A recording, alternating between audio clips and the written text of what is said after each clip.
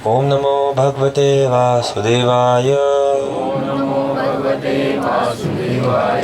ओम नमो भगवते वासुदेवाय। ओम नमो भगवते वासुदेवाय। ओम नमो भगवते वासुदेवाय। ओम नमो भगवते वासुदेवाय। नारायणं नमस्कृत्यं नारायणं नमस्कृत्यं नरं चैव नरोत्तमं नरं चैव नरोत्तमं देवीं सरस्वतीं व्यासं देवीं सरस्वतीं व्यासं ततो जयमुदीरयेत्। ततो जयमुदीरयेत्। नष्टप्रायेषु अभद्रेषु नष्टप्रायेषु भद्रेषु नित्यं भागवत सेवया नित्यं भागवत सेवया भगवति उत्तम श्लोके भगवति उत्तम श्लोके भक्तिर्भवति नैष्ठिकी। भक्तिर्भवति नैष्ठिकी। ग्रंथराज भागवतम की स्कंद 4 अध्याय 7 श्लोक संख्या 15। यह जो असौ उस मया मेरे द्वारा अविदित तत्व वास्तविकता को जाने बिना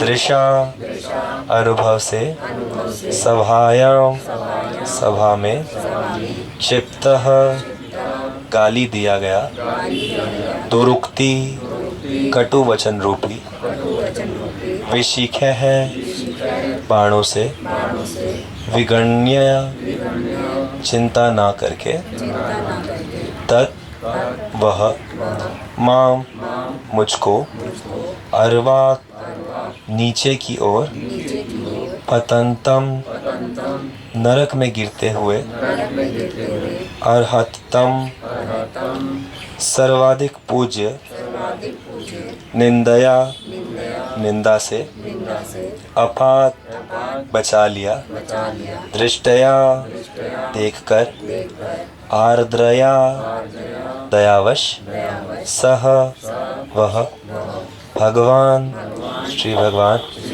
स्वकृतेन अपनी कृपा से तुष्येत प्रसन्न हो। योऽसौ मया विदित योऽसौ मया विदित तत्त्वदृशा सभायां तत्त्वदृशा सभायां क्षिप्तो दुरुक्तिविशिखैर् विगण्य तन्मां विगण्य तन्माम् अर्वाक् पतन्तमर्हत् पतन्तमर्हत् तमनिन्दयापात् दृष्ट्यार्दया स भगवान् दृष्ट्यार्दया स भगवान् स्वकृतेन तुष्येत्। तुष्येत्। मैं आपकी समस्त कीर्ति से परिचित ना था, अतः मैंने खुली सभा में आपके ऊपर कटु शब्द रूपी बाणों की वर्षा की थी, तो भी आपने उसकी कोई चिंता नहीं की। मैं आप जैसे परम पूज्य पुरुष के प्रति अवज्ञा के कारण नरक में गिरने जा रहा था, किंतु आपने मुझ पर दया करके और दंडित करके मुझे उबार लिया है। मेरी प्रार्थना है कि आप अपने ही अनुग्रह से प्रसन्न हो, क्योंकि मुझ में ये सामर्थ्य नहीं कि मैं अपने शब्दों से आपको तुष्ट कर सकूं। तात्पर्य: जब भक्त पर जीवन में विपत्ति आती है तो वह प्रायः इसे श्री भगवान के अनुग्रह के रूप में स्वीकार कर लेता है। वस्तुतः राजा दक्ष ने शिव के प्रति जो अपमानजनक शब्द कहे थे वे उसे सदा के लिए नरक में गिराने हेतु पर्याप्त थे, किंतु उसके प्रति दयालु होने के कारण शिव ने उसके अपराध को निष्क्रिय करने हेतु उसे दंड दिया। राजा दक्ष ने इसको अनुभव किया और शिव की इस महानता के लिए अपने आप को उनका अनुग्रहित समझा। कभी कभी पिता बच्चे को दंड देता है और जब बच्चा बड़ा हो जाता है तथा समझ हो जाती है तो वह ये समझता है कि उसके पिता ने जो दंड दिया था वह वास्तव में दंड न होकर दया थी। इस प्रकार राजा दक्ष ने शिव द्वारा दिए गए दंड को उनकी कृपा का प्रदर्शन समझा। यह ऐसे पुरुष का लक्षण है जो कृष्ण भावनामृत के मार्ग पर अग्रसर हो रहा है। कहा जाता है कि कृष्ण भावना भावित भक्त के जीवन की किसी भी दयनीय अवस्था को श्री भगवान द्वारा की गई भर्त्सना नहीं मानता। वह दयनीय अवस्था को भगवत कृपा मानकर ग्रहण करता है। वह सोचता है, मैं अपने पूर्व दुष्कर्मों के कारण या तो दंडित होता या इससे भी अधिक भयावह स्थिति में जा पड़ता, किंतु श्री भगवान ने मेरी रक्षा कर ली। इस प्रकार मुझे कर्म के नियम के पालन हेतु नाम मात्र का थोड़ा सा ही दंड मिला है। श्री भगवान की कृपा को इस प्रकार सोचते हुए भक्त श्री भगवान के समक्ष अधिकाधिक गंभीरता पूर्वक आत्मसमर्पण करता है और तथाकथित दंड से तनिक भी विचलित नहीं होता। तो दक्ष प्रजापति भगवान शिव से विनती कर रहे हैं, प्रार्थना कर रहे हैं कि वो उनसे प्रसन्न हो जाएं और क्षमा याचना कर रहे हैं। कह रहे हैं कि मैं आपकी समस्त कीर्ति से परिचित नहीं था। तो ये अज्ञान एक बहुत बड़ा कारण होता है अपराध होने का। तो इसीलिए अज्ञान को ही सभी दोषों का मूल बताया गया। और इसीलिए सबसे जो ज्ञान है, भगवद गीता में भगवान ज्ञान की क्या परिभाषा देते हैं, तो भगवान कहते हैं 3 प्रकार का ज्ञान होता है, सात्विक, राजसिक और तामसिक। तो तामसिक ज्ञान क्या होता है? जिसमें व्यक्ति सिर्फ अपने आप को देखना चाहता है, अपने शरीर को, और कुछ नहीं देखता। राजसिक ज्ञान जब व्यक्ति सबको देखता है और सब में अलग अलग आत्माओं को देखता है, ऐसा सोचता है कि सब अलग अलग है। और सात्विक ज्ञान जो सही ज्ञान है वो क्या, कि जब व्यक्ति हर एक शरीर में स्थित परमात्मा को सही तरीके से अनुभव कर सकता है। सबसे प्रेम, हाँ, तो सबसे प्रेम तो बाद में होगा, पहले अनुभव तो करे कि नहीं सब में भगवान है। प्रेम तो ऊंची अवस्था है, प्रेम तक पहुंचने के लिए तो और बहुत मेहनत करनी पड़ेगी। उससे पहले ये देखने की कोशिश करनी पड़ेगी कि हाँ सब में है, सब में भगवान है। और ये अगर एक बार देखना व्यक्ति शुरू कर दे तो उसका ज्ञान सात्विक हो जाएगा, तो उससे अपराध नहीं होंगे। शुरुआत है देखने की, यही शुरुआत है कि आप जिसको भी देख रहे हो प्रणाम कर लो कि हाँ भाई इसके अंदर भगवान है। जैसे प्रभु जी तो वो देते नहीं अपना एग्जाम्पल कि भैया आज भगवान ब्लू टी-शर्ट में आए हैं या भगवान आज वाइट कुर्ते में आए हैं। तो ये एक एग्जाम्पल, एक तरीका कहने का है। पर इससे भी और भी अलग अलग तरीके अपने अपने अपना सकते हैं कि हाँ भाई सामने जो भी जीवंत दिखे उसको प्रणाम कर दिया। भागवतम में तो भगवान उधर से कहते हैं कि मेरा भक्त कुत्ते को भी प्रणाम करने में शर्माता नहीं है। कुत्ता जो कि अच्छा नहीं माना जाता, तो उसको ज़मीन पर गिर के प्रणाम करना भी पड़े तो भी भक्त शर्माता नहीं है। तो भी किसी के गुण दोषों को बिल्कुल छोड़ दो। नहीं, गुण दोष जो है वो तो है, लेकिन गुण दोषों के होते हुए अंदर जो परमात्मा है पहले उनको देखो। तो अंदर परमात्मा को अगर हम पहले देख लेंगे तो जो गुण दोष है उनको हम स्वीकार कर पाएंगे कि चलो ठीक है, वास्तव में परमात्मा तो यहाँ पर भी है, लेकिन ये प्रकृति के 3 गुणों के कारण कुछ दोष हैं जो कि ठीक हो जाएंगे। तो संतों की यही विशेषता होती है कि वो हर जगह भगवान को देख लेते हैं। कितने सारे उदाहरण हैं, कितने अनंत उदाहरण हैं। जैसे एकनाथ जी का उदाहरण है, भगवान शिव की बात चल रही है तो एकनाथ जी का इतना सुंदर उदाहरण है कि वो एकनाथ जी महाराष्ट्र के संत थे। तो वो वहाँ से गंगोत्री से जल भर के ला रहे थे, पूरा तीर्थ यात्रियों का टोली चल रही थी। तो वहाँ से जल भर के ला रहे थे और कहाँ जा रहे थे? रामेश्वरम। तो गंगोत्री से जल भर के ला के रामेश्वरम में चढ़ाने की परंपरा है। तो पैदल, जो कि इतने साल 500 साल पुरानी बात है, तो पैदल पूरे यात्रियों की टोली जा रही है।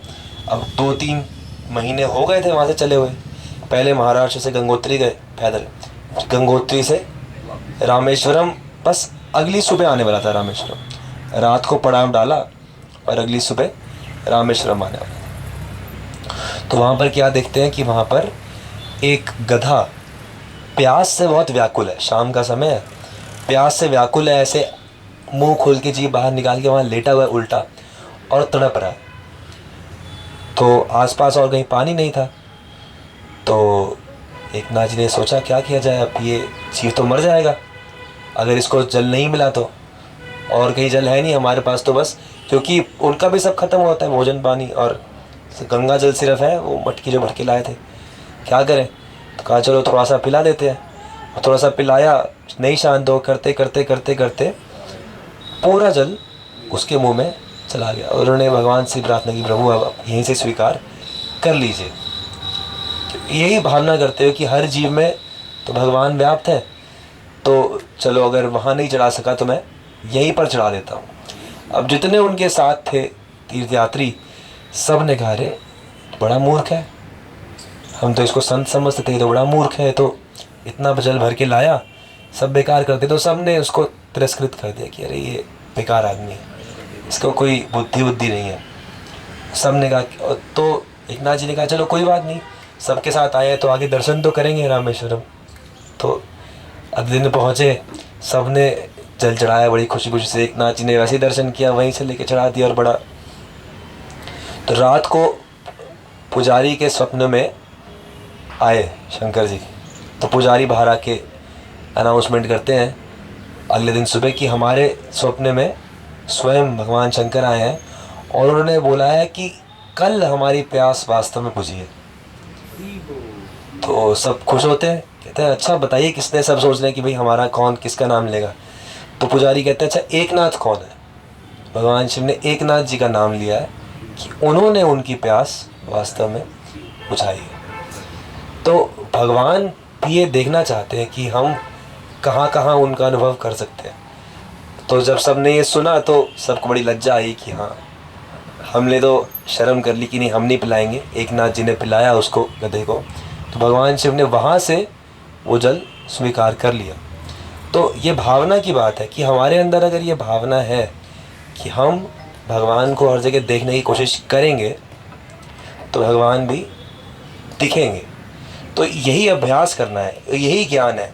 अगर ये ज्ञान नहीं होगा तो अपराध होंगे, जैसे दक्ष प्रजापति के द्वारा हुए। वो तो साक्षात भगवान को देख के भी भगवान नहीं मान पा रहे, इतना अज्ञान, कई बार अहंकार बढ़ जाता है। तो इस कारण से ऐसा अपराध हुआ जिससे पूरा यज्ञ विध्वंस हुआ और सब हुआ। तो अब ये ठीक हो जाने पर तो ये बहुत अच्छी बात है कि दक्ष प्रजापति को चेतना की प्राप्ति वापस हुई और उन्हें समझ में आ रहा है अपना दोष। तो ये भी बहुत एक विशेष चीज़ है, क्योंकि अपना दोष कई बार व्यक्ति स्वीकार ही नहीं कर पाता। तो ये भी हमें सीखना चाहिए यहाँ पर कि दक्ष प्रजापति कई बार शर्म के मारे लगता है कि अरे यार अब इतनी गड़बड़ कर दी, अब कैसे जाएं उस व्यक्ति के सामने, चलो छोड़ ही दो। कई बार ऐसे भी हो जाता है। तो इसको भी हमें संभालना है, समझना है कि नहीं, अगर अपराध हुआ है, गलती हुई है तो क्षमा याचना करनी बहुत आवश्यक है और वो कर लेना चाहिए, नहीं तो व्यक्ति नरक में गिर सकता है। अगर जीते जी इस जीवन में कोई भी अपराध किया है उसका दंड जीते जी मिल जाए तो बहुत अच्छा है, तो सस्ते में निपट गया। और अगर नहीं मिला तो कई गुना होकर अगले जन्मों में या फिर नरक की यातनाओं में मिलता है। इसीलिए राजा का कर्तव्य है कि जो भी हत्या करे उसको मृत्यु दंड दिया जाए या उसको उसके अनुचित योग्य उसके दंड दिया है, ताकि उसे अगले जन्मों में उतना कष्ट ना हो, उसे पहले से ही समझा दिया जाए। तो इस प्रकार से यहाँ पर दक्ष प्रजापति भगवान शिव से प्रार्थना समापन करते हैं और आगे फिर बेहतर। नरक में अभी यातना की बात करी, तो नरक में यातना कौन भुगतता है? हमारा सूक्ष्म शरीर, वो है ना, सूक्ष्म शरीर के द्वारा आत्मा ही भुगतती है, मतलब हम ही भुगतते हैं।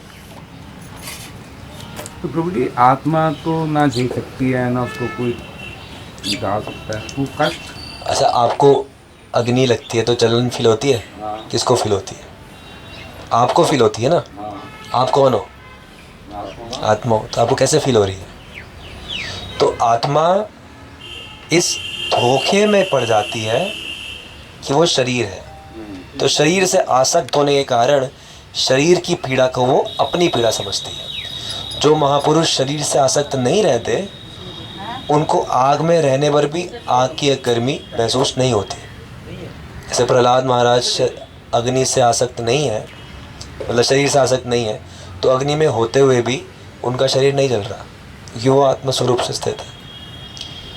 तो क्योंकि आत्मा शरीर से आसक्त है, इसको ऐसे देख सकते हैं कि मान लीजिए कोई आपका बेटा है, तो जब आपके बेटे को पीड़ा होगी तो आपको भी पीड़ा होगी। वही अगर वैसा ही कोई और लड़का है, वो आपका बेटा नहीं है, तो उसको जब पीड़ा होगी तो आपको उतनी पीड़ा नहीं होगी। तो आसक्ति का खेल है। आत्मा क्योंकि आसक्त है इसलिए, तो ये चीज़ है। प्रभु जी जी माता जी। अभी आप आत्मा की बात करो, आत्मा को कह रहे हो कि परमात्मा, मतलब सम्यक आत्मा को देखो, परमात्मा को देखो, और यही मतलब भगवान ही फिर क्या कष्ट उठा रहे हैं? नहीं नहीं, भगवान हर शरीर में दो आत्माएं होती है ना, एक आत्मा आप और एक परमात्मा भगवान। हर शरीर में दो आत्माएं होती हैं। वैसे तो अनंत आत्माएं होती हैं हर शरीर में। अब हमारे शरीर में जितने बैक्टीरिया हैं, जितने सेल हैं, सबकी अलग अलग आत्माएं, लेकिन एक आत्मा है जिसकी चेतना पूरे शरीर में व्याप्त है, वो अहम है। और एक और दूसरी आत्मा है जिसकी चेतना पूरे शरीर में व्याप्त है, वो भगवान है। तो हर शरीर में इस प्रकार से आत्मा परमात्मा का वास होता है। हाँ, वो द्वा सुपर्णो सहजा सखाया कि एक वृक्ष पर दो पक्षी बैठे हैं। एक पक्षी वृक्ष के फल खाने में व्यस्त है और दूसरा पक्षी बस उसे देख रहा है। तो वो जो फल खाने वाला पक्षी है वो हम है, ये वृक्ष जो है ये शरीर है। तो हम शरीर के फल भोगने में व्यस्त है, और जो दूसरा पक्षी भगवान है वो दृष्टा के रूप से रहते हैं। वो बस प्रतीक्षा कर रहे हैं कि कब ये जो जीव है ये फल, इस शरीर को, इस पेड़ को छोड़ के मेरी तरफ देखे और मैं इसको लेकर उड़ जाऊँ आध्यात्मिक जगह। तो ये है। प्रभु जी, परमात्मा की अनुभूति हो जाती है आप लोग को? जब आध्यात्मिक अनुभूतियाँ होती है तो होती है, दर्शन हो जाते हैं चतुर्भुज रूप में, फिर जैसे जैसे साधन बढ़ता है उसके लिए आत्मा को अपने स्तर को बढ़ाना होगा। हाँ, लेकिन भक्त लोग जो है वो परमात्मा अनुभूति नहीं चाहते, वो भगवान अनुभूति चाहते हैं, ईश्वर की ऐसी अनुभूति जिसकी वो सेवा कर सकते हैं। परमात्मा तो हर जगह व्याप्त है, हृदय में व्याप्त है हर जगह, लेकिन भक्तों को ऐसे चाहिए नहीं भाई हमारे सामने ठाकुर जी कृष्ण रूप में है या राम रूप में है या नारायण रूप में है, उनकी हम सेवा कर सकें। तो भक्त लोग वैसी अनुभूति चाहते हैं। दादरा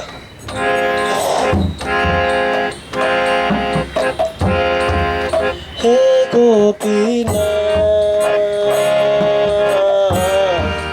हे गोपीनाथ, हे गोपीनाथ, हे गोपीनाथ, मम निवेदन शृणु विषय दुर्जन सदा कामरत किछु नाही मोर गुण। मम निवेदन शृणु विषय दुर्जन सदा कामरत किछु नाही मोर गुण। अमर भरोसा तुम्हें, तुम्हारा चरण लाइनु शरण, तुम्हारा किंकर आमी। अमर भरोसा तुम्हें, तुम्हारा चरण लाइनु शरण, तुम्हारा किंकर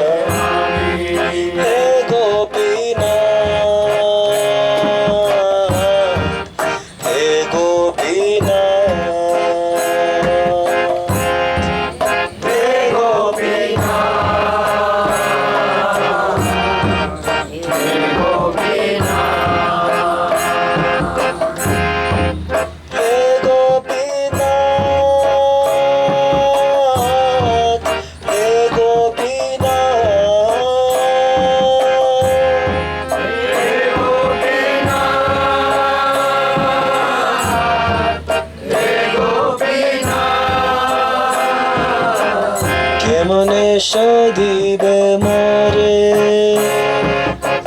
न जानी भकाती घर में चढ़ा माती पड़े छी संसार घेरे। के मने सदीबे मोरे न जानी भकाती घर में चढ़ा माती पड़े छी संसार घेरे। सकली तोमार माया नाही मामा माला ज्ञान सोदर माला, स्वाधीन नाही एकाया सकले तोमारे माया नाही मम बालकान सुनिर्मल स्वाधीन नाही एकाया हे गोपीनाथ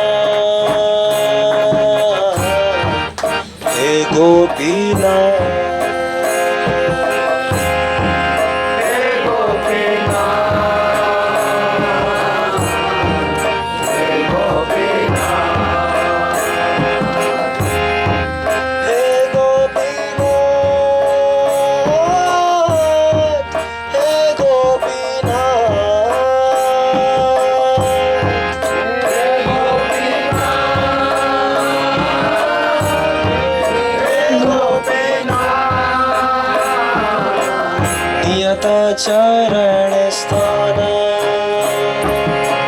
मगे पामर कांदिया कांदिया करो हे करुणा दान नियत चरण स्थान